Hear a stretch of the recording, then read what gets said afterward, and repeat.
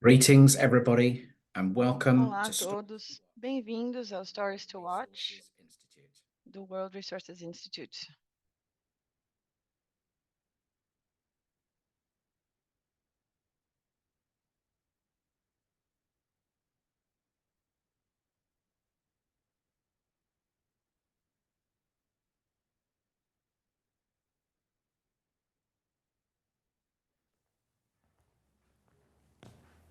Hi, everyone. Olá, Welcome to pessoal, bem-vindos ao Stories to Watch 2024. Obrigado por My name participarem. is Ani Dasgupta.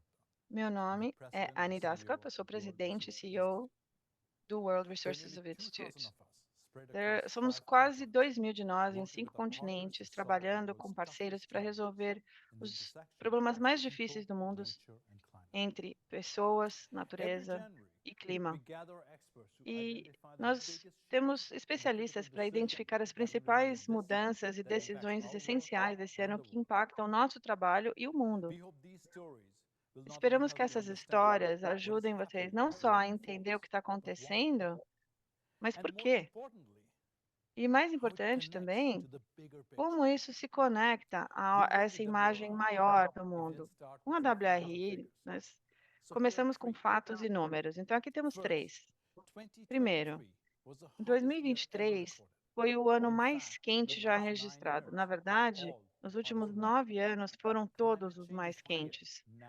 A mudança climática está Second, aqui e the agora. UN's Global Stock Report Segundo, found that we need to o reduce emissions relatório by das 43% Nações Unidas by reduziram que nós 2030 temos que reduzir to stay emissões em within safe limits 24% of para warming. ficar dentro dos Yet, limites current seguros de commitments put aquecimento. us on track E os to less than compromissos 10%. atuais nos colocam The system change line, no caminho para which menos looks de at real 10% de change redução. in the Essa economy mudança and not real commitments, da economia similarly e não found out of compromissos, 42 da mesma indicators, forma, only one, vimos just one, 42 is on track indicadores to e achieve desses 2030 todos, targets. apenas um Clearly, está em linha we're para far atingir behind in essas the metas de fight against climate 2030. change.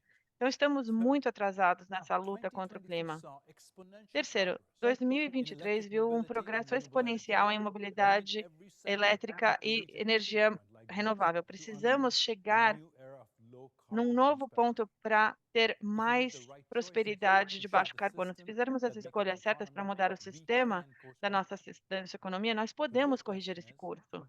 who A will make these pergunta choices real é: quem and where? vai fazer essas This escolhas year, e onde? 2024, Esse is ano, a year of elections. 2024, é o ano If you look de at the map eleições. behind me, countries like United Nesse mapa States, atrás de mim, Mexico, países the como UK, Estados Unidos, India, México, Reino Indonesia, Unido, all Índia, are holding elections. Indonésia, todos These terão countries make eleições up esse over ano. half the world's Esses países population. compõem mais da Billions metade of da people população will mundial. be making Bilhões serious de choices pessoas about how they want to serão, govern terão que fazer and what escolhas their leaders' sérias sobre quem priorities should be. serão seus governantes e quais serão as 2024 is the most prioridades dos important seus election líderes. year so far 2024 in é this o ano century, eleitoral mais and it is importante desse happening in the século. middle of a E está climate crisis. acontecendo no meio We de know uma elections make a crise difference climática. to Nós the fate of our country. sabemos que as eleições fazem Midway diferença last year, para o Brazil destino do nosso reported that país. No ano deforestation país, o was Brasil relatou by o 22%. And desmatamento further em updates suggest that 22% da it Amazônia continued e to outras decline. atualizações This sugerem que isso decrease is seen continua as a sign caindo. that President Essa Lula's redução é efforts vista como to um curb sino de que as deforestation políticas do are already presidente taking Lula effect.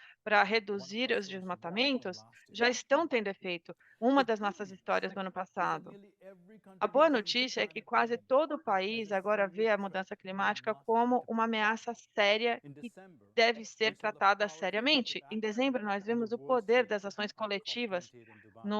na Each COP20, country na 28 em had to Dubai. weigh the interests Cada of its own país citizens and teve que businesses falar sobre os with seus those próprios of the interesses e global community. cidadãos, comparando com The os, final com agreement os calls for objetivos da the comunidade target to stay global. away from O fossil acordo fuels, final de tripling the world's COP28 renewable energy será capacity by distanciar 2030 was a se hard distanciar fought dos step forward. combustíveis fósseis. This Isso foi um looks like grande great passo. progress.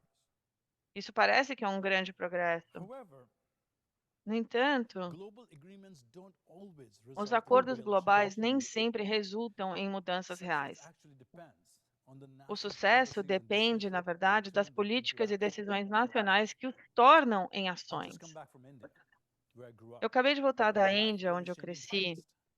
The Lá, country's on a track vida está to mudando achieve its muito ambitious rapidamente. O goal of país 500 deve gigawatts of alcançar renewable o energy seu capacity by objetivo 2030. ambicioso It até also saw the 2030. fastest para energias renováveis. Também vimos o maior crescimento de qualquer grande economia no ano passado. Foi o crescimento mais rápido.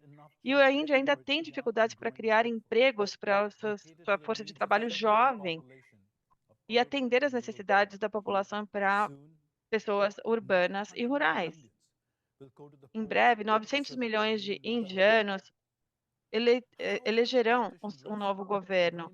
Como os políticos vão trabalhar com esse desafio para reduzir a energia baseada em carvão na Índia para criar os empregos que são tão necessários? Essa dimensão política é um desafio para qualquer país. Não existe nenhuma alavanca única que os líderes podem usar para fazer essas mudanças acontecerem. 2024 exige políticos no mundo todo fazendo escolhas ousadas, mas precisam também conseguir explicar essas escolhas para convencer as maiorias de que terão vidas melhores. E é muito difícil. As histórias desse ano são sobre equilíbrios e a capacidade de trazer, de convencer os cidadãos do mundo. Esses são os sinais da nova política climática. Então, venham comigo nessa jornada para ouvir essas 4 histórias desse ano sobre as políticas de mudança climática e as principais mudanças sistemáticas para fazer essa transição e tornar isso uma realidade. A primeira história, vamos visitar a Holanda, que enfrenta exatamente esses desafios políticos nacionais.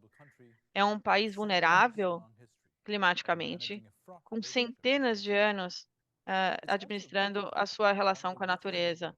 E é também um dos países mais ricos do mundo, com um histórico de ações ousadas, ações climáticas ousadas. Mas mesmo a Holanda está tendo dificuldade com essas políticas climáticas. Aqui a Stinja vai falar. Esse é o Maaslandkering, uma das grandes infraestruturas da Holanda para mantê-la seca. É onde eu vivo também. Os canais e campos típicos aqui da Holanda, numa região com grandes indústrias, como essas imagens aqui. E esse país pequeno é o segundo exportador agrícola do mundo. É isso que torna isso possível. Mas a nossa ameaça climática não é devida apenas à elevação dos níveis do mar, mas com rios como o Reno e boa parte do país fica no meio de um delta de vários rios interconectados, e vimos grandes inundações no sul do país, com seus rios secundários que encheram demais. Os holandeses sabem como somos vulneráveis e sabemos que a mudança climática é importante. Então, os holandeses estão à frente da adaptação climática. E nós entendemos como trabalhar nessas economias de baixo carbono e como isso pode trazer novas oportunidades para novas indústrias e novos empregos. Mas, recentemente, vimos também uma restrição para essas ações climáticas, porque pessoas ordinárias que estão tendo dificuldades com inflação e altos preços de combustíveis estão com medo de não poderem pagar por novas iniciativas climáticas. Nos últimos anos, centenas de fazendeiros levaram seus tratores para as ruas em The Hague para protestarem e queriam que suas vozes e seus medos fossem ouvidos pelos políticos. E nós ouvimos isso em outros lugares da Europa, estamos considerando tudo isso, e existe uma nova dimensão política agora. Não é que as pessoas não acreditam que a mudança climática está acontecendo. O que acontece é que os governos estão fazendo escolhas políticas sobre como vão atender essas promessas de chegar à redução de emissões a zero e como vamos trabalhar com sistemas econômicos e energia limpa para evitar uma crise climática pior. Mas como vamos conectar tudo isso aos desafios atuais em grupos diferentes que nem todos beneficiam de forma igualitária? E é por isso que essa primeira história de Stories to Watch 2024 é sobre mudança climática, sobre as medidas que precisamos para chegarmos a 1,5 de graus de redução do aquecimento climático. Essa história que acabamos de ouvir está acontecendo no mundo todo. Em 2024, os eleitores vão definir como a política climática vai acontecer nos seus países. Essas escolhas vão literalmente formar o futuro do nosso planeta. E mais importante, cada país terá que garantir que essa transição seja rápida o suficiente e, ao mesmo tempo, justa. Nações como a Alemanha, Reino Unido, precisam administrar dificuldades como preços de energia, ou os países em desenvolvimento precisam transicionar os seus sistemas energéticos para terem os benefícios do crescimento de baixo carbono. E os produtores de alimentos como Noruega, Arábia Saudita, Estados Unidos, precisam encontrar outras fontes de prosperidade nesse mundo de baixo carbono. Se o mundo tiver que acelerar exponencialmente essa transição, precisamos de líderes que desenvolvam novas políticas climáticas, enfatizando essas oportunidades, mas também identificando e assistindo aqueles que encontram mais dificuldades na transição. A nova pesquisa de economia climática vê que essas fortes ações climáticas podem levar até 65 milhões de bons empregos até 2030, mas esses empregos vão mudar. As indústrias que conhecemos hoje serão disruptivas, terão disrupções e muitas pessoas não sabem ainda como isso vai impactá-las. Essas questões serão diferentes para todos os países, mas tem dois desenvolvimentos especiais. Primeiro, que papel terá a política climática domesticamente? E como isso vai ser traduzido nas urnas? E segundo, como os líderes eleitos vão priorizar o suporte para outras ações climáticas de outros países? Vamos ver os exemplos como isso está acontecendo domesticamente em outros países. Primeiro, os Estados Unidos recentemente aprovou 3 leis que compõem o maior pacote de legislação climática na sua história. O ato de redução de inflação foi desenvolvido e apresentado como uma iniciativa para criar empregos, tornar a economia americana mais competitiva e reduzir a inflação, prometendo criar 9 milhões de empregos em 10 anos. Isso promete também gastar 40 centavos de cada dólar em comunidades vulneráveis para garantir que essa transição seja justa.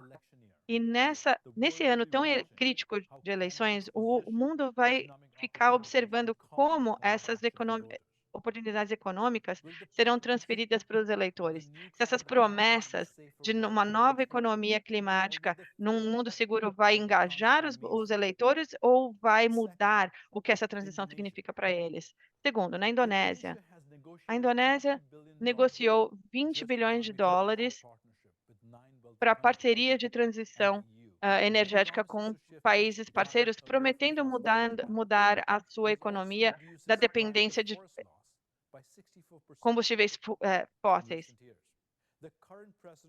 O presidente atual está tentando posicionar a Indonésia como um líder climático para o mundo. E no final das eleições desse ano, será que os candidatos vão apresentar novas atitudes para políticas mais fortes? Será que tudo isso vai continuar com a nova administração eleita? E para essas eleições, todos os líderes devem garantir que os benefícios da transição serão disseminados. E um dos maiores motivos que estamos vendo essas restrições é que as pessoas acham que vão ser deixadas para trás. A gente tem que ficar de olho se os líderes darão pacotes de compensação para que possam também tirar vantagem desses novos empregos de energia limpa. Isso tudo é importante não só domesticamente, mas são importantes para os processos multilaterais também. Os líderes eleitos, principalmente nos países ricos, vão enfrentar mais desafios para alocar mais recursos a fim de dar suporte aos países emergentes. Essa é uma expectativa justa e faz parte do Acordo de Paris. Por exemplo, países vulneráveis enfrentam danos devastadores relacionados à mudança climática. E perdemos muitos dólares comparando em these countries will need 580 bilhões de dólares que os países vão precisar até 2030. climate action, including As energy ações transition, climáticas, will not incluindo happen transição in emerging energética, countries não vai at acontecer nos significant países scale emergentes na without mesma significant velocidade e escala que development. precisamos sem o suporte dos países ricos. This will come to a head in November Isso when vai 192 acontecer countries e vai gather culminar in em Azerbaijan novembro, for the next quando COP. muitos países vão To se reunir reach a no commitment Azerbaijão of para o money próximo wealthy COP, countries para are willing to concordar put on the quanto table dinheiro os for países emerging ricos estão countries. dispostos a gastar com Delivering on países this will not be emergentes. easy, E para as isso the não richest será countries fácil. themselves Os face países mais own ricos climate também challenges and enfrentam seus increasing próprios pressure desafios of econômicos e conflict aumento de and migration. custos dos conflitos At e the UN migrações. Summit, one should Na see cúpula how das countries Nações with Unidas, vimos different como os priorities países find com common ground prioridades muito in what is diferentes needed encontraram and how pontos em much is comum needed. sobre o que precisam e quanto pode The ser decisions entregue, made quanto at the pode ser ballot feito. box this As year decisões will determine nas whether urnas the desse world ano will vão stay within determinar se o a trabalho 1.5 pode ficar degree ainda warming. dentro We daquele, need to see a daquela more redução de extensive COP 1,5 graus in de aquecimento. 2024 E will play a precisamos, em decisive role 2024, vai in ter what um the papel future holds. decisivo para o nosso futuro.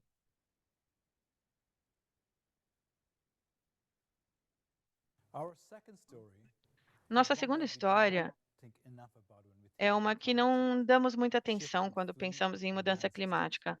A Food plays a mudança dos central role sistemas in each of our de lives. alimentos. It's one of O the alimento greatest tem um papel opportunities fundamental para to todos nós. É uma das effective maiores climate oportunidades 2024. para a ação For climática example, in Kenya, eficaz as a para pillar of the 2024. Por economy, exemplo, no Quênia, 40% of the population 40% da has jobs população connected to agriculture, tem producing domestic empregos staples like conectados, rice, ligados à cash crops agricultura, like tea, com coffee, and milho, mangoes. chá, The mango, country is also one of café, the only mangas, café. O in the país world também é um dos with a poucos do constitutional mundo mandate to protect com um and restore mandato forests. constitucional para Let's hear from proteger e Neema Hassan restaurar suas in florestas. Nairobi. Vamos ouvir então da nossa colega em Nairobi. Esse é o mercado no centro, no coração de Nairobi, a minha cidade natal. É aqui que nós compramos os nossos vegetais, nossas frutas, nossas carnes. E foram produtores e pessoas como Mutua que acordam cedíssimo para viajar e chegar aqui até esse mercado. Viajam às vezes 20 quilômetros para vender os seus produtos frescos. Era um ritual quase diário para garantir a subsistência dessas pessoas. Sistemas alimentares são centrais para a vida humana e têm impacto no planeta. Isso afeta o uso de terras, leis florestais, desenvolvimentos rurais e é a fonte de subsistências. A comida, os alimentos desse mercado vêm de todo o país, do Quênia, até mesmo do leste da África, mas a verdade é que as frutas e vegetais que vemos aqui fazem parte de uma grande cadeia de valor que vocês podem chegar em qualquer mercado na Europa e vão encontrar essas mangas do Quênia, abacates do México, blueberries da África do Sul e carne da Nova Zelândia. Os sistemas alimentares hoje são muito vastos e incríveis e têm uma pegada ambiental imensa. 34% das emissões de gás de efeito estufa estão ligadas a esse sistema alimentar. Mas a história para esse ano é o papel central dos sistemas alimentares como esses na mudança climática e, ao mesmo tempo, garantindo a subsistência para essas pessoas. Então, como podemos corrigir esse sistema, torná-lo mais produtivo e melhor para o ambiente e mais igualitário? A verdade é que, se não tivermos sucesso nisso, a mudança climática vai tornar tudo ainda mais difícil para as famílias e para muitas vidas. Aqui no Quênia, o sistema alimentar é extremamente vulnerável. No campo, já vemos os impactos da mudança climática. Temos eventos extremos, as lavouras estão falhando, os solos estão sofrendo erosão e as fontes de água limpa estão se tornando cada vez mais escassas. Mas são comerciantes como Mutua que enfrentam o pior dessa crise, mesmo como pequenos produtores ou famílias que recebem suporte desses negócios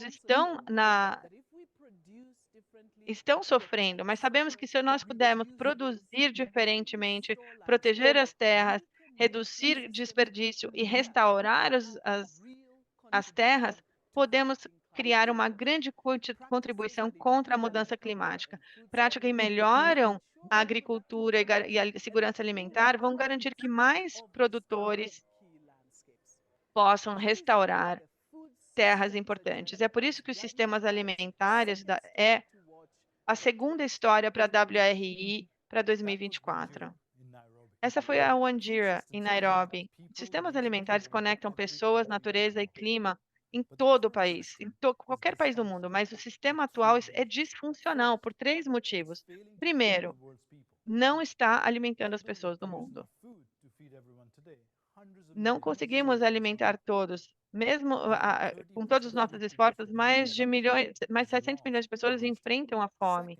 E há muito desperdício. Segundo, como a Ondira falou também, mesmo com a ameaça do clima, ameaça essa segurança alimentar, os alimentos são responsáveis pelas emissões, mas o norte global come muito mais carne hoje do que outras partes do mundo. Terceiro, a forma que produzimos alimentos e fibra requer uma grande quantidade de terra e água. Commodities como carne, soja e óleo de palma levam a 3/4 do desmatamento do mundo. O sistema alimentar precisa de uma reforma gigante, mas essa transição também é altamente política. O alimento é extremamente envolvido nas nossas vidas e das nossas identidades nacionais. Quase metade das pessoas do mundo vivem em lares onde alguém trabalha para o sistema alimentar. Na Índia, 44% da população trabalha na agricultura. Essa importância política e social explica por que os governos no mundo todo gastam mais do que 700 bilhões todos os anos em subsídios agrícolas diretos. Boa parte desse dinheiro poderia ser redirecionado para tornar o sistema alimentar muito mais sustentável. Os países podem aprender com o Brasil, onde os empréstimos a produtores estão ligados às baixas taxas de desmatamento, ou no Quênia, que ajuda os pequenos produtores de laticínios, subsidiam insumos para ajudar na produção. Precisamos de compromissos desses países que foram feitos na COP28 em Dubai. 159 países assinaram a declaração para integrar alimento e agricultura até 2025, melhorando a resiliência para os produtores. E um grupo de países ambiciosos, chamado de Alliance of Champions, anunciaram que vão além, se comprometendo a ter uma nova abordagem para a mudança do sistema alimentar. A grande mudança é como os países vão revisar os seus planos atuais para incorporar essa declaração. Mas isso não vai acontecer até a COP20 em Belém no ano que vem. Os países precisam progredir esse ano para se preparar para Belém. Então, o que devemos prestar atenção esse ano? 4 grandes mudanças precisam acontecer, e muitos são altamente políticos. Primeiro, precisamos produzir mais alimentos na terra que utilizamos atualmente, buscando formas mais inovadoras para aumentar a produtividade. Também temos oportunidades para reduzir emissões da agricultura. As emissões de gado e ovelhas são responsáveis por quase metade de todas as emissões de metano mundialmente. E metano está entre os piores gases. Mais de 150 países concordaram em cortar suas emissões de metano em 30% até 2030. Na COP28, esses países, juntamente com filantropos e empresas, anunciaram centenas de milhões de dólares das reduções de emissões de metano dos ciclos agrícolas. Se isso vai levar a grandes descobertas tecnológicas, se países e empresas vão se beneficiar dessas reduções de emissão de metano. Segundo, proteção. Precisamos ver os países progredindo ao proteger a sua natureza. E como eu falei, a Indonésia reduziu muito o desmatamento já há muitos anos por meio de políticas globais. Será que isso vai continuar no mundo todo? Por exemplo, a reeleição do atual presidente da República do Congo vai continuar a sua visão para uma nova economia para a bacia do Congo? E se outras economias internacionais vão atender o chamado do presidente Lula para proteger florestas? Terceiro, reduzir. Isso será um ano importante para as nações aumentarem a pressão dos sistemas alimentares para mudarem os seus padrões de consumo. Por exemplo, uma proposta para a primeira meta para reduzir a perda alimentar. Será que veremos lideranças que concordam a essas metas e propondo legislações nacionais para tornar isso uma realidade? A Dinamarca e Coreia do Sul têm planos nacionais para impulsionar a produção de alimentos baseados em plantas, alimentos verdes. E será que isso vai ser popular entre os consumidores? Em 2024, os países vão apresentar novas políticas que expandem ainda mais os biocombustíveis e bioenergia, ou será que vão reconhecer finalmente os efeitos nocivos da degradação de terras para a energia e começarão a reduzir tudo isso? E, por último, a restauração. Na África, 260 milhões de pessoas dependem da terra para alimentos e renda, mas já tem muita degradação. Para restaurar essas terras nos países africanos, eles se comprometeram a restaurar mais de 100 milhões de hectares com o foco de criar trabalhos e melhorar a subsistência para os produtores, para fazendeiros. Em Quênia, Uganda e Etiópia, querem transformar esses compromissos em políticas e incentivos. Será que mais legisladores na África vão seguir essa tendência? O sistema alimentar e de terras tem um grande potencial para ajudar a solucionar a crise climática, se tivermos a coragem, o dinheiro e as ideias para tornar essas mudanças acontecerem. É preciso ter grandes políticas ousadas para tornar essas declarações em ações para tornar todos os nossos alimentos melhores para as pessoas e para a natureza.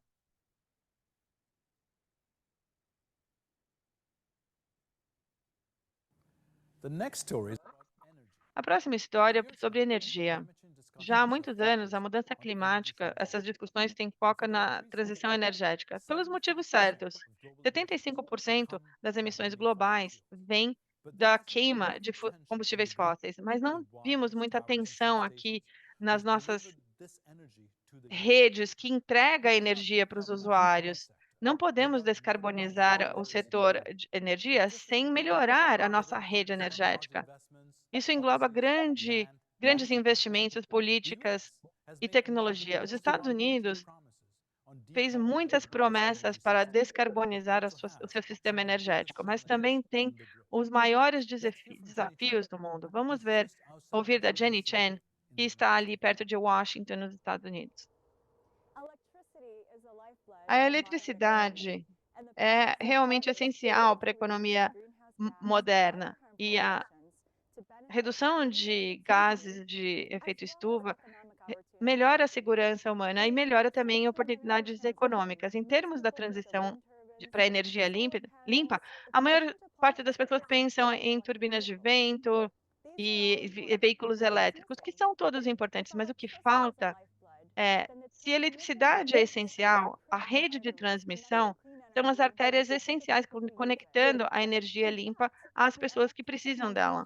Na verdade, a rede elétrica de transmissão são as maiores máquinas do mundo. Por exemplo, a rede elétrica americana leva eletricidade por milhões de quilômetros de linhas de transmissão. É impressionante, mas como outras coisas construídas no último século, precisa ser reformado. Historicamente, a rede elétrica foi construída no nível local e não tinha um plano de compartilhar os recursos por amplas áreas geográficas.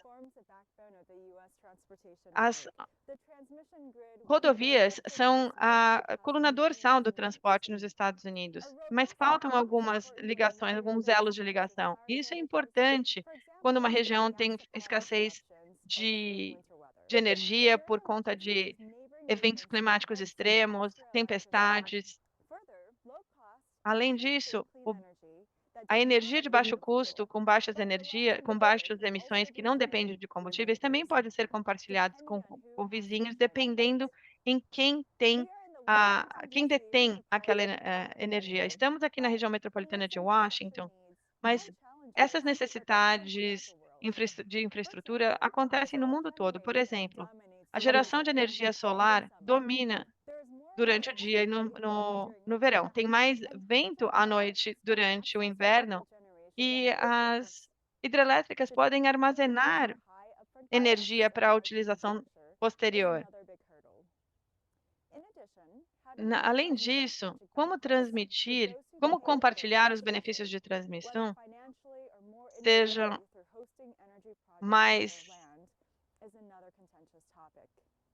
mais complicado para compartilhar entre outros stakeholders. E nós estamos vendo alguns progressos que são difíceis e conquistados por meio de muito trabalho e colaboração de estados vizinhos, compartilhando a sua capacidade para reduzir a perda de energia por suas linhas de transmissão, com monitoramento de sistemas em tempo real.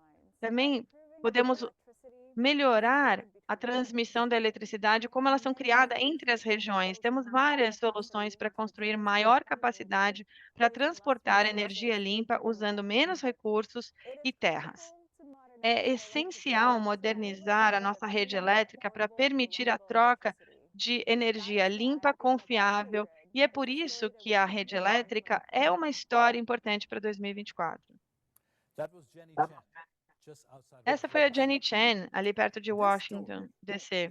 Essa história é sobre usar a geração de energia limpa e conectar isso à energia limpa. Estamos vendo muito progresso com a geração de energia, com solar, energia solar e eólica. Isso tudo vem crescendo a uma taxa de 40% e deve aumentar.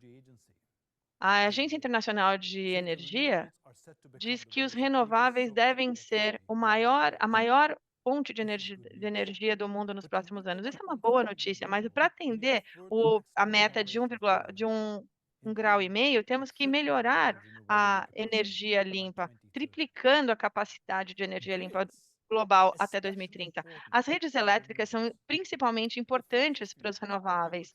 Os combustíveis renováveis podem ser transportados por trens, gasodutos e transferir a energia onde fosse necessária. Com as renováveis, é preciso gerar onde temos sol ou vento. Então, a rede é mais importante ainda para levar essa energia limpa para o seu usuário final. Mas tem um problema.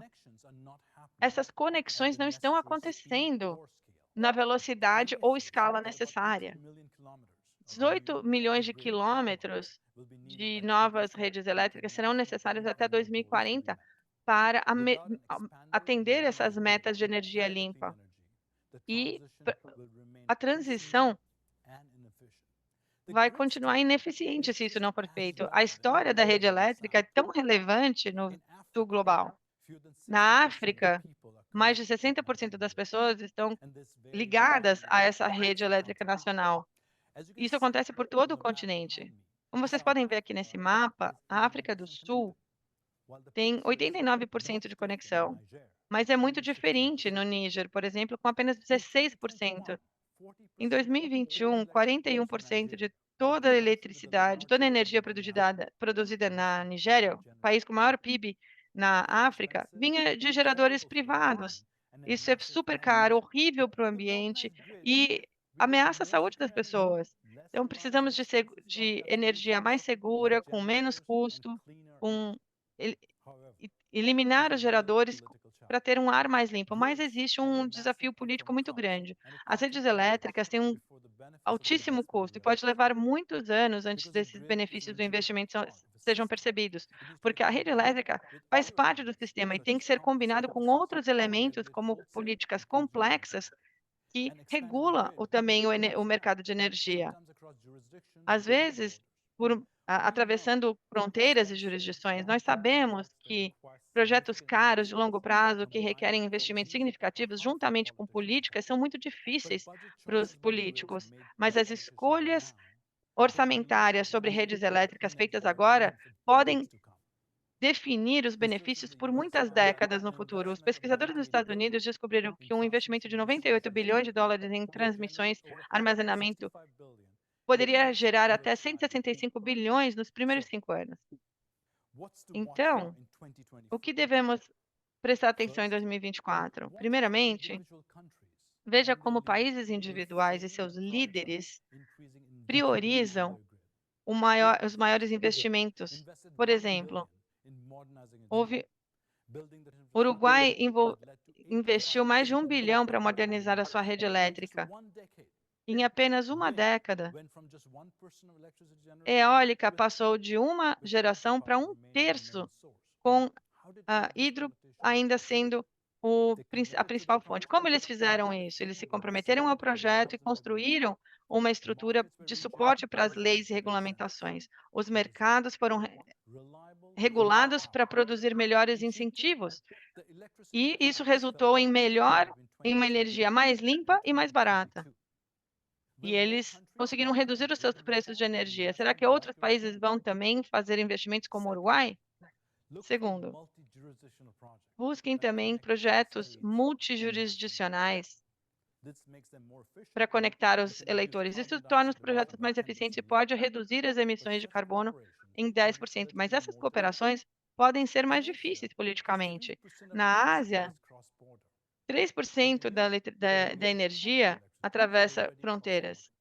Mas na Europa, muitos países já têm essa colaboração. Ano passado, a Europa criou um plano para criar um sistema menos centralizado com o dobro de infraestrutura transfronteiriça. Nos Estados Unidos, o possível ganho para sistemas de transporte e transmissão são imensos. No entanto, as barreiras institucionais e incentivos têm que funcionar para que os estados individuais também consigam coordenar esses projetos de transmissão. Terceiro, garantir terras para construir as infraestruturas de rede elétrica são muito controversas e podem levar a anos de discussão. Na Europa pode levar 8 anos para conseguir uma licença, nos Estados Unidos pode levar ainda mais tempo. Os países vão priorizar isso? A inovação nessa área também já vem acontecendo, como vocês podem ver na imagem atrás de mim. Estamos reorganizando essas linhas, mas para compensar as pessoas que vivem perto dessas linhas de transmissão. E, finalmente, as soluções inovadoras e tecnológicas que têm menos dificuldade política do que reconstruir toda uma rede elétrica. A digitalização da rede, usando a inteligência artificial, ajuda a organizar os fluxos de energia de forma mais eficiente por toda a rede.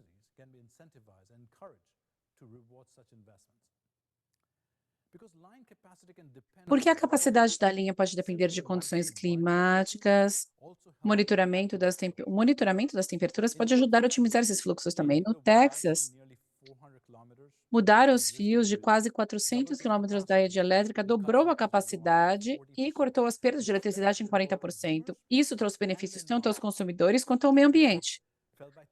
As contas caíram 30 milhões no primeiro ano de operação e os fios economizaram emissões de carbono equivalentes a 34 mil toneladas. A oportunidade econômica dessa energia limpa é enorme, mas o potencial de uma economia com energia limpa só será liberado se as maiores máquinas do mundo conectarem os usuários aos produtores de energia limpa.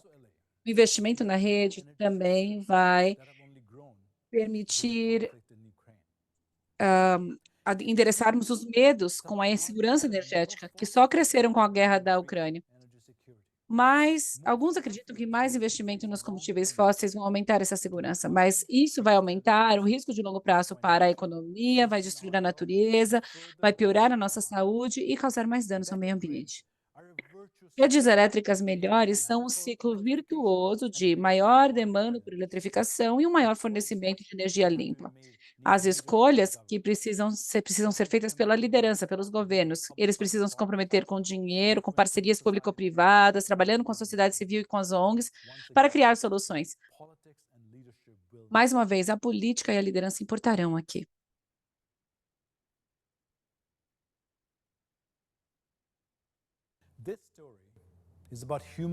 Esta é uma história sobre o impacto humano das mudanças climáticas, como vamos nos adaptar a elas e as políticas necessárias.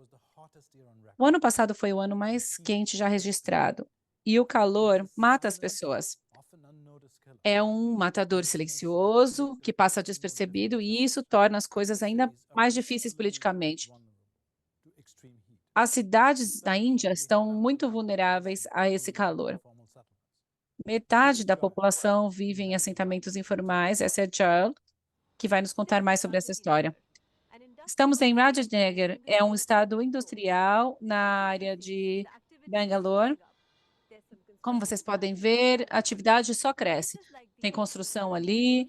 Lugares como esses são uma mistura de trabalhadores formais e informais, obras de construção, muito trânsito. Não parece quente agora, mas no meio do verão, quando a temperatura aumenta, o calor na cidade, que geralmente tem um clima leve, fica intenso, o calor fica intenso.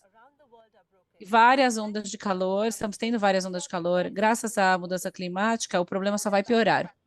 Aqui em Bangalore, geralmente temos temperaturas acima de 30 graus Celsius, mas nos últimos 5 anos tivemos vários casos de temperaturas que chegaram a 35 graus Celsius, induzindo estresse por calor, principalmente nas populações vulneráveis, sensíveis e expostas. Este ano, o dia mais quente passou de 37 graus, ou seja, quase 100 graus Fahrenheit.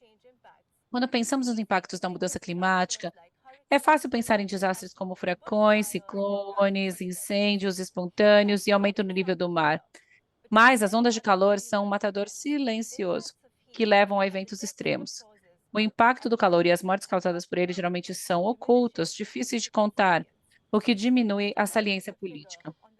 As autoridades precisam resolver essa questão e eles sugerem que pelo menos 500 mil de pessoas morrem por causa do calor todos os anos, mas nós nunca sabemos quais são os números reais. O que nós sabemos é que uma combinação de temperaturas sempre crescentes e um aumento da população mundial nas áreas urbanas como Bangalore, significa que o número de pessoas afetadas só vai aumentar. O calor afeta as pessoas mais pobres, áreas de renda baixa, muito mais do que áreas ricas. Por exemplo, uma pesquisa da WRI Índia mostra que os assentamentos informais em algumas cidades indianas podem ter uma temperatura 6 graus maior do que as áreas circundantes. O problema é que essas áreas mais pobres tendem a se tornar cada vez mais lotadas, com menos espaço para a circulação do ar. E fica pior ainda nas comunidades e assentamentos informais, em que os materiais de construção são mais baratos, menos resistentes ao sol e que geralmente amplifica os efeitos da temperatura ambiente. Conforme a temperatura aumenta, temos que lidar com o calor extremo e essa necessidade se torna cada vez mais urgente. As ondas de calor, embora as ondas de calor no mundo desenvolvido também mate pessoas, a maior carga sempre fica nos ombros daqueles mais pobres e vulneráveis, principalmente em cidades como Bangalore. É por isso que o calor é a quarta Stories to Watch da WRI de 2024. Essa foi Jaya, em Bangalore, em uma cidade grande com uma população de 13 milhões de pessoas. E a última história se foca em sistemas, investimentos e políticas, que são cruciais. Mas esta quarta história é diferente. É sobre a vida humana. É sobre a morte das pessoas. O calor mata. Mais de 60 mil pessoas já morreram nas ondas de calor do verão em 2022. No mundo todo, como Jaya disse, as pesquisas sugerem que há mais de 500 milhão de mortes por ano relacionadas ao calor. E os números reais devem ser muito maiores, porque geralmente essas mortes por natureza são invisíveis. São muito mais fatais para comunidades de baixa renda e mais vulneráveis. Tornados, incêndios são muito mais drásticos, como vocês podem ver. Os políticos têm muito menos probabilidade de responder a um matador silencioso, que não sai muito nas notícias, que não chama a atenção da mídia. Se o problema for subreportado, provavelmente ele vai continuar sem que ninguém o resolva. Então, o que temos que observar em relação ao calor este ano? Isto é sobre a vida, a voz e o risco que correm as comunidades vulneráveis em todo o mundo, seja na Índia ou nos Estados Unidos. Nos Estados Unidos, 1.700 pessoas morreram em 2022 de causas relacionadas ao calor e provavelmente foram mais no ano passado. E estamos falando dos Estados Unidos, um dos países mais ricos do mundo. em que 90% das pessoas têm acesso a refrigeramento, por exemplo. Já no sudeste da Ásia, somente 15%. In 2019.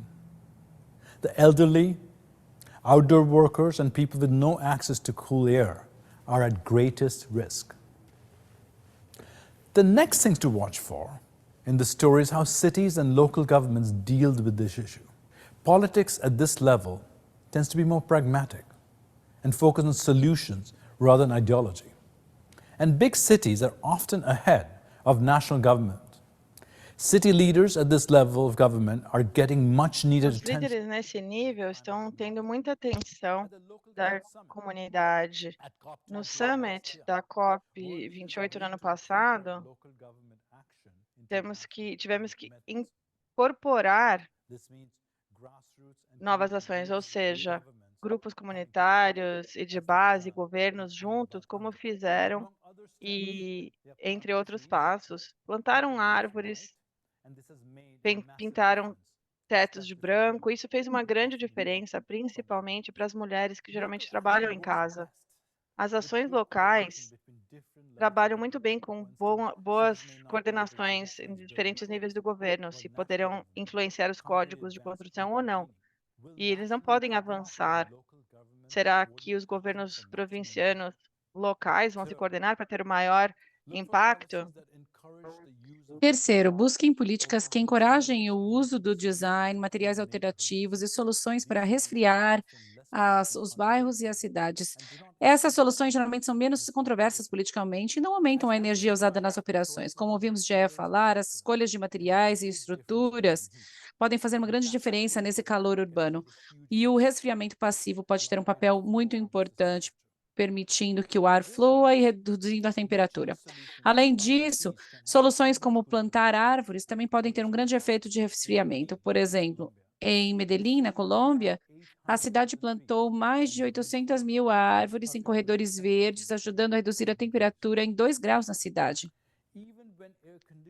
Mesmo quando o ar-condicionado está sendo usado, uma maior eficiência nos prédios e nas tecnologias de refrigeração podem ter um grande impacto climático. A eficiência energética tem o maior potencial de mitigação por dólar gasto. Vejam como os países estão incorporando a eficiência energética, como estão fazendo em Dubai, e implementando políticas que encorajam esse resfriamento passivo e soluções naturais. E, finalmente, precisamos de uma ênfase renovada na adaptação, conforme o mundo vai ficando mais quente. Progresso na meta de adaptação global tem sido lento, parcialmente porque as soluções para adaptações dependem das condições locais. Vejam como nós avançamos as adaptações globais e o mundo está fazendo um progresso muito necessário.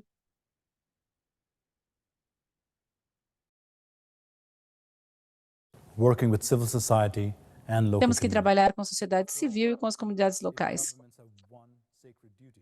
porque, no fim das contas, o maior dever dos governos é proteger a vida dos cidadãos.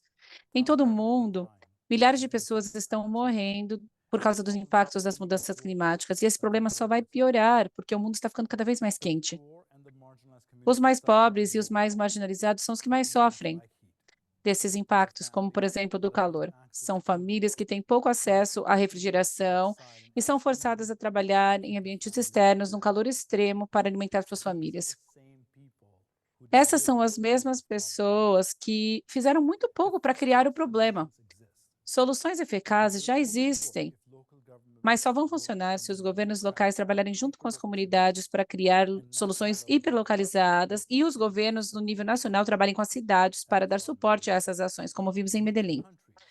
Países mais ricos, que causaram esse calor adicional e que se beneficiaram há séculos do uso de combustíveis fósseis, têm um papel essencial a desempenhar aqui.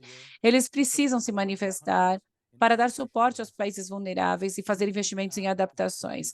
Escolher agir é uma decisão política. E também escolher ignorar o problema.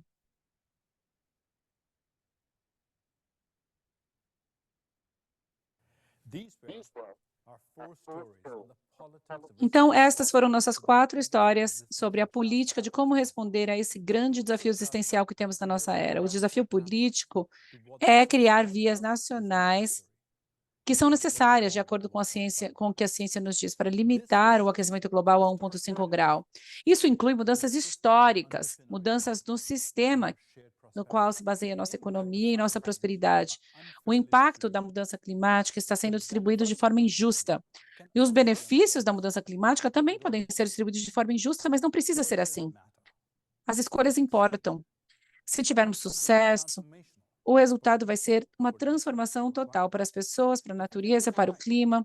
Se acertarmos, não somente teremos uma economia descarbonizada, uma natureza mais saudável, um ar mais limpo, melhor saúde para todos, mas também 65 milhões de novos empregos e 26 trilhões de dólares acrescentados na nossa economia até 2030. A nossa vida vai ficar exponencialmente melhor. É aí para isso que estamos trabalhando no WRI. Estamos nos focando em 3 mudanças sistemáticas: alimentos, energia e cidades, e as transições nos níveis nacionais que são necessárias para isso. As histórias que vocês ouviram hoje baseiam-se no trabalho dos especialistas do WRI no mundo todo. E mais importante, nós trabalhamos todos os dias para equipar os líderes, os governos e as empresas com os casos mais baseados em evidências para defender ações ambiciosas contra as mudanças climáticas. Espero tê-los convencido, pelo menos um pouquinho, de que a batalha mais importante para a ação climática talvez não seja no COP, nas grandes reuniões globais, mas sim localmente em vários lugares do mundo. E as eleições não são o único momento em que votamos. Todas as decisões que nós tomamos são um voto. O que nós comemos, o que nós compramos, o que nós consumimos. Vocês estão votando todos os dias com as escolhas que vocês fazem. Então, escolham de forma sábia. Muito obrigado pela atenção.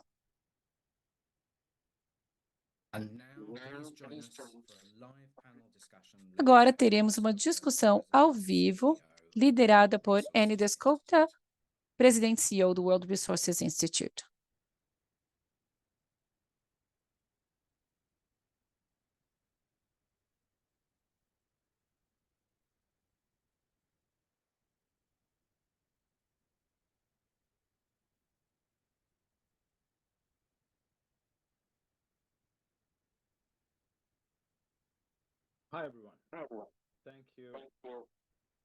Olá a todos, muito obrigado.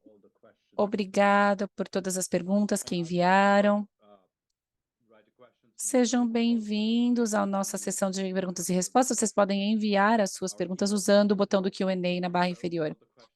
Nossa equipe está tentando responder a todas as perguntas e eu vou escolher as perguntas que são relevantes para a maioria de vocês. Vamos lá. A primeira pergunta é uma pergunta muito boa. Acho que Cíndia pode responder. Cíndia, espero que esteja pronta. A primeira pergunta é sobre as eleições. E a pergunta é: conforme se aproximam as eleições, principalmente para os mais jovens,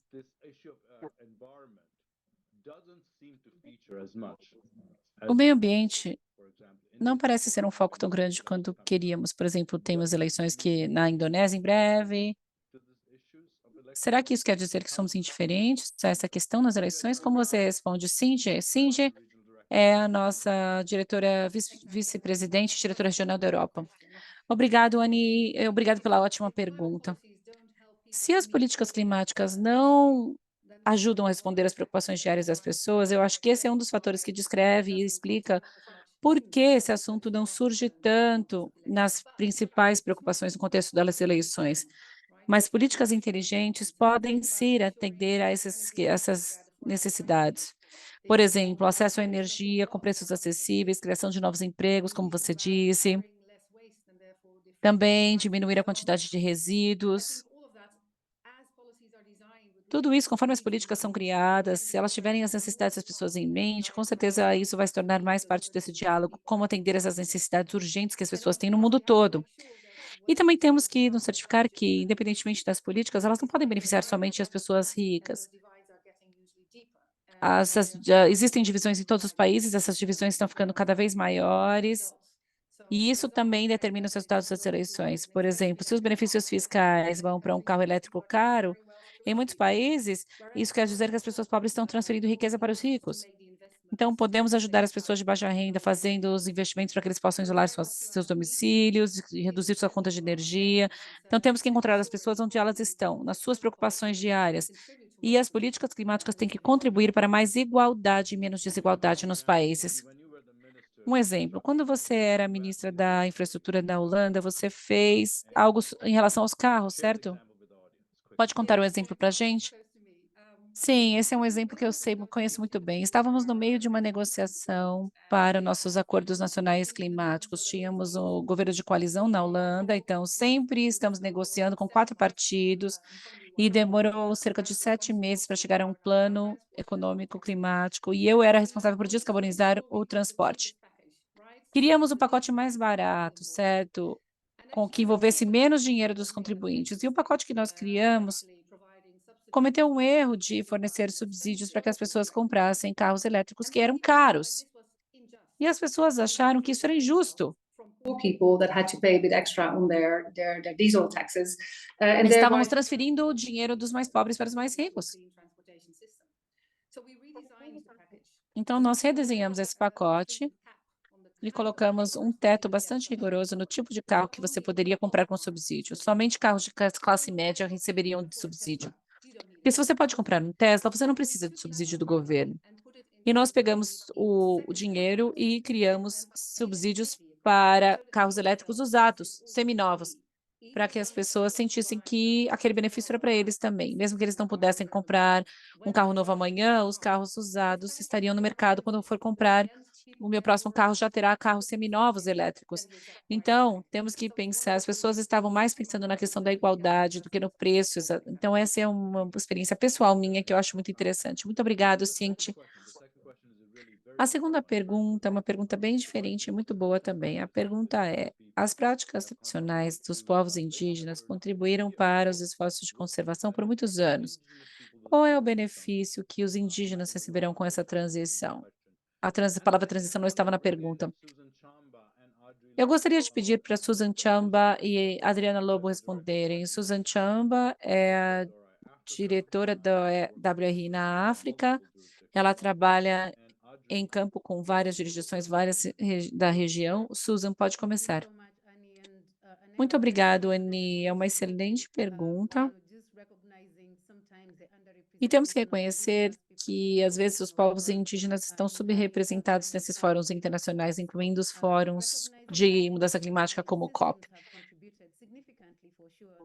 Com certeza, eles contribuíram para a conservação e para o nosso entendimento de como nós devemos nos adaptar às mudanças climáticas. Então, aqui eu gostaria de proporcionar 3 formas principais pelas quais os indígenas podem beneficiar dessa transição.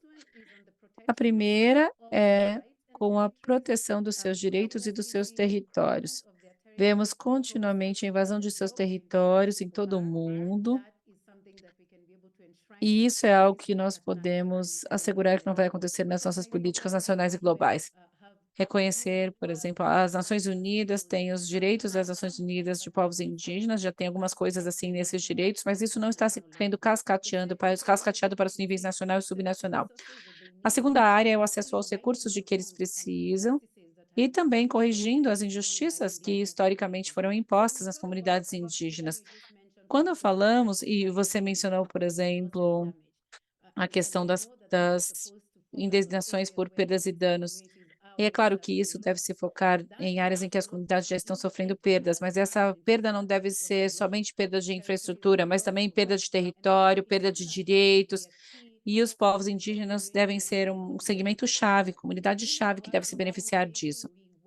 Na Bacia do Congo, nós trabalhamos bastante para assegurar os direitos dos indígenas nas comunidades locais, por exemplo, mapeando seus territórios, usando geolocalização e outros sensores remotos, e também sistemas de conhecimento dos próprios povos indígenas para defender o caso de proteção, ou seja, não só proteger a natureza, mas proteger também os direitos das comunidades indígenas. E o que você falou sobre o mapeamento, eu acho que isso é uma grande oportunidade, porque somente 50% dos territórios indígenas estão mapeados globalmente, então temos uma grande oportunidade aí. Muito obrigado, Susan. A Adriana, gostaria que você participasse. A Adriana Lobo é diretora de presença global. Ela tem bastante envolvimento no trabalho na Bacia da Amazônia e atualmente está no Brasil. Adriana, gostaria de saber o que você tem a dizer sobre essa pergunta. As comunidades indígenas são muito essenciais. Há uma grande quantidade de dados mostrando que elas são essenciais. A liderança deles é essencial para o gerenciamento de recursos e proteção das florestas e para que possamos ficar abaixo de 1,5 grau. No nosso estudo sobre a nova economia para a Amazônia brasileira, nós vemos questões muito importantes, como, por exemplo, chegar a 1,5 grau é absolutamente impossível sem parar completamente o desmatamento na região da Amazônia, e também temos que criar uma nova economia que permita a restauração da floresta. Essa bioeconomia local precisa ser promovida, estamos trabalhando junto com o governo federal, mas também com o estado do Pará, para essa restauração, para ter leis e políticas de bioeconomia que permitam que os grupos indígenas locais inovem em seus processos de produção, usando diferentes produtos para a restauração da floresta e agricultura.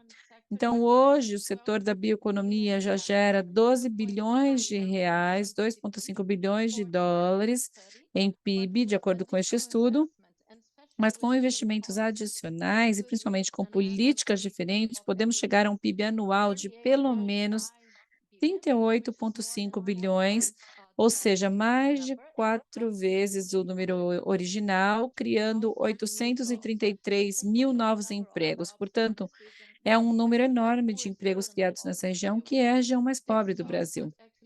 Esses empregos substituiriam os empregos que hoje estão ligados ao desmatamento. E mais uma coisa importante de destacar deste estudo é que ele envolveu 76 especialistas de diferentes áreas no Brasil, mas também antropologistas indígenas, ou seja, essa visão da bioeconomia está incluindo a forma como os indígenas veem as suas próprias economias. Muito obrigado, Adriana. E o governo brasileiro está abraçando a bioeconomia. Eles estão dando a atenção devida à questão. Muito obrigado, Adriana. A próxima pergunta é muito interessante. Melanie, eu gostaria de que você respondesse. A pergunta é: como a educação climática pode ser introduzida nas escolas e universidades para que os países que vão ter as eleições em breve possam ser impactados? Melanie é diretora global de clima. Muito obrigado, Anne. Eu concordo que a educação é uma parte muito importante do clima. No nível escolar, é essencial para que a gente tenha uma próxima geração que seja disposta a agir e cobrar dos líderes. Sabemos o estudo da Unesco com 100 países que metade desses países não tinham a educação sobre mudança climática. E 2 anos atrás, na COP em Glasgow, o ministro da Educação ratificou isso e colocou a educação climática no currículo, e a Unicef está priorizando esse suporte. Então, é muito bom ver esse comprometimento, é muito importante nos planos de educação, isso é uma prioridade. E a segunda pergunta, Rodolfo, sobre as universidades é tão importante quanto, porque é aí que as pessoas obtêm as habilidades técnicas, conhecimentos técnicos para implementar ações. No WRI, temos muito orgulho de ter um programa que estamos trabalhando com algumas das maiores universidades do mundo para que eles possam colocar resiliência e adaptação dentro do currículo. Essas universidades envolvem pessoas do Ministério de Economia, bancos centrais, porque um dos principais riscos na África, Caribe e Ásia é como encontrar essas pessoas preparadas para trabalhar com adaptações. Então, é muito importante essa questão do currículo e da educação climática. Muito obrigada, Anne. Obrigada, Melanie. É uma ótima pergunta mesmo, essa pergunta sobre educação. E é uma palavra que pode ser muito distorcida, certo? Nós queremos que a nossa próxima geração esteja bem informada. Muito obrigada por participar. Jenny, a próxima pergunta é para você. Eu espero que você tenha se aquecido, já que você está num país muito frio. Essa é uma ótima pergunta, Jenny. Como os líderes políticos nos países de baixa e média renda, não nos Estados Unidos, em que você contou a história, mas como eles podem se convencer de que modernizar as redes de eletricidade com renováveis pode permitir melhoras e energia limpa para mais pessoas? Então, como defender esta causa? Jenny Chen é nossa líder nos Estados Unidos. Muito obrigada, é uma ótima pergunta. Um exemplo é o Sudeste da Ásia, em que há muitas entidades corporativas interessadas na energia limpa e elas querem descarbonizar toda a supply chain. Então, estamos falando de Google, Meta, Nike, Samsung. Eles querem criar empresas que tenham acesso à energia limpa. Então, a questão para os líderes políticos é a seguinte: se vocês querem atrair empresas como essas que eu mencionei aos seus países, como criar o argumento para que elas queiram vir e investir no seu país? Então, uma rede de energia limpa, com certeza, é uma dessas maneiras, e construir uma rede em que você possa compartilhar energia limpa entre os países pode ser uma forma de baixo custo e custo efetiva de atingir essa meta. Então, esse é um exemplo: cooperação entre os países e também criar um bom ambiente de negócios que atraia o crescimento econômico para a sua região. Muito obrigada, Jenny. Quero continuar falando da rede elétrica. Alex, não sei se você quer acrescentar alguma coisa, mas eu quero fazer a você uma pergunta que tem a ver com essa. E a pergunta é muito boa. Parece que a rede elétrica deveria ser centralmente planejada para ajudar a conectar as coisas nessa história. Mas será que localmente não seria mais custo eficiente, não permitiria permitiria um sistema energético menor, construir localmente? Alex é o nosso diretor do nosso programa energético global. E você também pode responder a pergunta que Jenny respondeu. Sim, eu acho que a Jenny articulou muito bem. Essa é a primeira vez no Sudeste da Ásia em que as empresas estão se unindo em uma coalizão para energia limpa, para realmente trabalhar com os governos em relação a esse assunto e dizer para os governos que isso é uma prioridade para elas. Eu acho que isso abre muitas oportunidades de melhorarmos e de assegurarmos uma consistência entre os países da região, não só a colaboração entre os países, mas também um esquema consistente de investimento em energia elétrica limpa para atrair investimentos, como a Jenny acabou de dizer. A ASEAN é uma área muito interessante para observarmos nos últimos anos. Eles vão colaborar com parceiros também. Então, quando você fala de centralmente planejado ou localmente planejado, o WRI trabalha no nível global e no nível local também. É isso que nos torna únicos. E nós reconhecemos que, globalmente, precisamos dessa infraestrutura para trazer recursos de energia limpa e renovável para as diferentes geografias, mas também temos que fornecer geografias para que aqueles que planejam no nível nacional ou subnacional, o nível local, para que eles tomem as decisões certas para eles, com base em como eles vão conseguir atender as metas de clima e acessibilidade e criar essa economia de energia limpa da melhor forma possível. Nós temos uma ferramenta para isso, que se chama Energy Access Explorer. Basicamente, ele funciona para ajudar os planejadores e investidores, os desenvolvedores a trabalharem juntos e identificar as melhores estratégias que funcionam no nível local, dentro do contexto deles, para atender a esses objetivos de acessibilidade e solucionar esse desafio de acesso à energia. Então, só para lembrar de vocês, nós temos 700 milhões de pessoas que ainda não têm acesso à energia elétrica. Se fosse um país, teria o terceiro maior país do mundo. Então, precisamos de todas essas estratégias juntas. Essas estratégias de construção de rede global, mas também essas estratégias locais para garantir o acesso à energia. É isso mesmo, Alex. Obrigada por ligar os pontos aqui. Não é só descarbonizar o sistema, também temos que levar a eletricidade a essas 700 milhões de pessoas para garantir a subsistência delas e a qualidade de vida. Mas eu acho que o que você falou sobre o Energy Access Explorer é muito interessante para responder a essa pergunta. Não sei se alguém pode escrever no chat para que as pessoas tenham acesso à ferramenta. Isso ajudaria muito. Muito obrigado, Alex. Vamos responder agora a pergunta sobre calor, então vou pedir para a Jaya, que contou a história das ondas de calor, responder. E Eric também, porque os dois trabalham muito nessa área. Então, Jaya, a pergunta é bastante objetiva. Quais são as barreiras para essas soluções que nós falamos na história? E por que isso não está acontecendo tão rápido quanto precisamos? Jaya é a líder do Ross Center na Índia. Muito obrigada.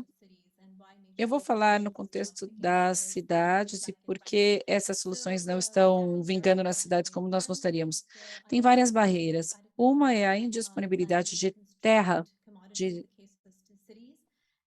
A terra é uma commodity restrito. E para priorizar não está acontecendo porque as soluções baseadas em natureza requerem terreno, terra, solo. E quando você coloca essas soluções baseadas em natureza, quando você está testando essas soluções, tem uma falta de senso de dono e também de modelos operacionais. Quem vai se responsabilizar por essas intervenções? Quem vai manter? E se você está colocando, por exemplo, infraestrutura ecológica ou drenagem de água, não são as comunidades que vão manter isso. Quando você cria uma solução baseada em natureza, por que colocar o peso disso nas comunidades? Esse é um ponto de contestação. Também há uma conscientização limitada quando olhamos as autoridades municipais, as diferentes agências que trabalham com solo, água, têm um conhecimento limitado de como implementar essas soluções baseadas na natureza. E isso também porque as evidências da funcionalidade dessas soluções não estão tão claras. E a capacidade de implementar e manter essas soluções é muito limitada nesse contexto. Há também a questão de quando você faz um investimento, demora um pouco para que as árvores cresçam, por exemplo, para que a natureza comece a fazer o seu trabalho. Então, isso se torna um empecilho também. No contexto dos governos municipais e principalmente nos países em desenvolvimento, tem uma falta de padronização e especificações para medição dos impactos e para esquemas e estruturação. Então, eles não sabem como fazer a integração dessas soluções e dar as especificações para que os fornecedores das soluções possam fazer o processo de compras. E, como resultado, tem pouquíssimos fornecedores de solução no ecossistema, e isso faz muita falta. Também há a questão maior da coordenação entre agências, porque a alocação dos orçamentos não permite uma abordagem integrada. Todo mundo está fazendo as coisas em silos e as soluções baseadas em natureza precisam de coordenação em um nível mais amplo, e isso não está acontecendo. E, finalmente, os investimentos, financiamento, que pode ser muito escasso, porque o tamanho do projeto, geralmente são projetos pequenos, então, a não ser que você encontre um modelo em que você possa agregar várias soluções, os investimentos não vêm, principalmente do setor privado. Isso é muito típico no caso de soluções de adaptação, porque geralmente as soluções de adaptação, diferente das soluções de mitigação, não podem ser transformadas em produtos. Então, não existe um mercado para elas. Obrigado, Annie. Muito obrigado, Jaya. Estamos quase sem tempo. Gostaria de falar com Eric. Eric, a próxima pergunta tem a ver com o que a Jaya estava falando sobre coordenação. Gostaria que você respondesse rapidamente. Como as cidades podem ser empoderadas para ter um papel de coordenação e como balancear escolhas locais e políticas nacionais nesse contexto? Eric é nosso Senior Manager no Ross Center. Muito obrigado. Muitas das inovações estão vindo das cidades, mas a capacidade das cidades varia muito, muitas diferenças entre as populações e a riqueza das cidades. Então, para acelerar isso, precisamos conseguir um alinhamento com as políticas dos governos nacionais e os planos dos governos nacionais. Então, o próximo ciclo de MBC vai ser uma ótima oportunidade para isso, para integrar muito melhor a ação urbana, adaptações, MBS e calor, para conseguir encorajar os governos nacionais a se alinharem com as ações locais para desenvolver suas contribuições. É muito bom ver as cidades sendo reconhecidas mais claramente como contribuintes, como no último COP. Eles destacaram isso e incentivaram mais essa integração do ciclo de MBC. Ações multiníveis, ou seja, coordenação da ação urbana, governança, realmente pensando na governança local e subnacional como parceiros e a contribuição que eles têm na quantificação daquilo que estão fazendo para atingir os objetivos nacionais de mitigação de mudanças climáticas. Sei que você vai apresentar a próxima rodada de MBC, certo? Muito obrigado, Eric. Essa é a nossa última pergunta, depois vamos encerrar. É uma ótima pergunta. Tenho certeza que você vai gostar de responder. Como podemos promover uma mudança comportamental na dieta para evitar a resposta política? E uma pergunta: qual é o papel das corporações nisso? E que desafios precisamos superar para aumentar o engajamento do setor privado? Obrigado. Que bom, vamos falar sobre isso durante esse evento. Mudanças comportamentais não são fáceis, mas quando falamos com consumidores, vemos que muitos deles, globalmente, sabem que precisamos adotar um padrão de consumo mais sustentável. Sabemos que aqui na Europa, por exemplo, 2/3 das pessoas estão abertos a mudar seus hábitos alimentares e até metade estão dispostas a reduzir o consumo de produtos de origem animal. Então, os consumidores estão abertos, mas eles precisam de ajuda. E estamos contando com a ciência comportamental para isso, que realmente pode nos ajudar a levar as pessoas na direção correta e também nos fornecer as mensagens corretas para que a gente possa ter ações mais eficazes para mitigar mudanças climáticas. E gostaria de terminar com uma mensagem de esperança. O último relatório do IPCC identifica que a ciência comportamental e a mudança comportamental pode ajudar a resolver entre 40% e 70% das emissões de gases de estufa. Ou seja, há uma grande oportunidade aqui de mudarmos comportamentos. Muito obrigado, Anne. Sim, eles falaram que até 70% de redução nas emissões, o que é muito significativo. Acho que não estamos fazendo o suficiente nessa área. Obrigada pela resposta. Já estamos sem tempo. Eu sei que não conseguimos responder a todas as perguntas, mas gostaria de agradecer a todos vocês por terem participado hoje. Foram ótimas perguntas. Vamos tentar responder a todas elas por escrito depois. E queremos continuar conectados. Por favor, continuem conectados conosco e com os parceiros com que trabalhamos hoje. Vamos postar a gravação da reunião de hoje e a apresentação de slides no nosso website wri.org, e vamos enviar para todos que se inscreveram. Vocês podem compartilhar nas suas redes sociais. O hashtag é Stories to Watch, ou STW24. E um grande obrigado de todos nós por terem participado e serem nossos parceiros e estarem nessa jornada conosco. Muito obrigada.